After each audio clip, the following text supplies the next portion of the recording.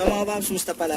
Ngayong araw pala, share ko sa inyo yung mga basic na dapat nyong dalhin kapag maglo-long drive kayo. Okay? So mga paps, ano kasi ngayon, syempre, yung mga tao ngayon gustong magbakasyon, mag-long drive. Kasi pag naglo-long drive, kahit nga hindi long drive may pagkakataon talaga na mabubulyaso kayo, kakaroon ng aberya. So ito yung mga kailangan dalhin. So simulan natin ito dito mga paps. So ito basic na basic mga paps. Ito. Dala kayo ng ng booster cable. Yan. Case na magkaroon kayo ng halimbawa, natrigan kayo, nagpark lang kayo, natrigan kayo, yan, may gagamitin kayong ganito. Hindi nyo rin kasi masasabi baka matsambahan kayo na matrigan kayo, ayaw mag-start dahil sa battery, ito gamitin nyo. Tapos nun, pag kayo, may budget, bili kayo nito. Ito maganda to. May power bank na rin to, yan. Tapos nun, pwede lang pang jump start to. Ito, gamit na gamit to yan. Kahit sa mga tropa natin dito. Gagamit natin kahit sa ibang lugar. Hindi ko na lang nabibideo pero sobra to. Okay, sulit na sulit yan mga paps. Jump starter. Meron din yung flashlight. Okay. Kasi ito, dala kayo ng tester. Importante yan. Bakit?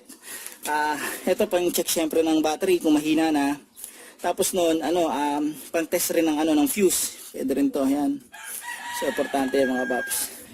Ito electrical tape, yan. So ito importante to, magdala kayo nito, wire at saka electrical tape, kasi hindi nyo masasabi baka mamaya may maputol na wire habang naglo-long drive kayo, pwede nyo gamitin to mga paps. Okay, saka yung wire, kaya nagdala rin ako ng wire. Halimbawa may pumutok na fuse, emergency lang, ito pwede gamitin to pansamantala, yung wire, pansamantalang fuse lang yung mga paps.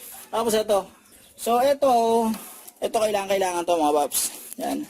Ito yung yung tire inflator. So bakit kailangan to? Ilang pagkakataon na rin mga paps kapag nag-long drive kayo, minsan nag-stay kayo sa isang lugar, aplatan. Ito magagamit nyo to. Yan. So tire inflator. Tapos pag sobrang bulilyaso inaabot nyo, kailangan meron kayong ganito. So ito yung pasak. Kapag nabutasan kayo, gamitin nyo lang to. Tapos nun, paggagamit nyo nito, yun, gamitin yung tire inflator. Ngayon, yung iba naman dyan, merong spare. Maganda yun. Magdala kayo ng yung spare na gulong. Ako, dala-dala ko palagi yun Kung sakaling malasing kayo, dalawa yung na-flat yung gulong, pwede nyo gamitin yun. Tapos yung spare nyo, ang gawin nyo, diskarte ko, sinusobrahan ko ng hangin yung spare ko. Di ba yung hangin natin, 31, 32, 33. Ang ginagawa ko sa spare ko, kinakargahan ko yun ng 40. Para kahit paano, ma-stay lang siya dyan, hindi ko magamit, marami pa rin hangin yan. Okay, meron naman akong meron naman akong ganito, pag kakabit ko na, bawasan ko na lang. Okay. Tapos syempre ito kailangan ito, combination wrench yan. Okay, spanner wrench. So, basic na basic yan. Saka ito, yung socket wrench. Kailangan yan. Tapos gamit kung meron kayong mga tools, flies, dala rin kayo. Gagamit. Ito, nabili ko lang to sa sa ba to? Sa Mr. DIY ko lang yata ito nabili. Yan, kung may mga blade yan. Meron ding pang kikel, meron ding screw, wala kung screw yan dito. Yan. So ito, gamit na gamit din to, nakikita nyo naman yan. Tapos ito, syempre, hindi mo mawawala yun. Mga sakyan naman, may spring scissor jack. Ito, bottle jack. So dala kayo niyan para meron kayong gamit pag aangatin yung sasakyan, pagpapalit kayo ng gulong. Tapos syempre ito, coolant. Dala kayo ng coolant, reserbang coolant sa distilled water. Kasi ito, ma-appreciate nyo to pag na-champan kayo, tumagas yung radiator nyo. Ma-appreciate nyo talaga na may dala kayong coolant or distilled water. Yan. So ito pa, ito brake fluid, yan. So nagdala rin ako nito in case na magkaroon ng bulyaso naman sa sa preno, nag-leak yung hose, meron tayong ganyan.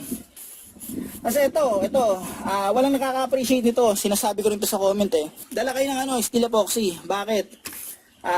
Sabi ko sa inyo kung lapitin kayo ng kamalasan, ma-appreciate nyo yung steel epoxy. Bakit? Halimbawa, natsambahan yung radiator nyo, sa fin, sa upper part o sa lower part, tapos nakita nyo, ma-appreciate nyo itong mga paps. Yan. So, basic na basic, kapag nagkaroon ng singaw radiator nyo habang nasa long drive kayo, Still epoxy lang, yan. Gadalhin nyo lang naman to kapag ano, may long drive kayo yan. Hindi naman masama kung magdala ng ganito So yun, pansamantala. Tapos noon, ito, dala kayo ng ganito, yung fuel hose. Mas maganda, may mga iba't iba kayong size, may mga klampayan, nandun nga. Dala kayo, in case lang na magkaroon ng problema sa fuel lines, may sumingaw, mabutas, o kung ano man mangyari, may pamalit kayo or panglagay kayo pansamantala. Yan. Yung ganito, eto, magagamit ito, yung mga, yung kutsilyo, kaya yung gunting. Halimbawa, nagkaroon ng taga sa hose nyo, sa radiator hose nyo, gawin nyo, ginagawa na kong discardar ron, pinuputol ko muna yung hose yung nakakonect sa tubo, yung pinakakapitan ng clamp, pinuputol ko yun, tapos dinuduktong ko na lang ulit. So, mga ganun discardar ba mga paps? So paano mga paps, hanggang dito na lang yung video na to. Ako nga pala mga paps, huwag nyo kalimutan i-like at subscribe ang channel ko para makagawa pa ako ng ganitong basic na video. Huwag nyo nakalimutan i-hit ang notification bell para updated kayo sa video na ginagawa ko. Ano mga paps, maraming salamat sa inyo.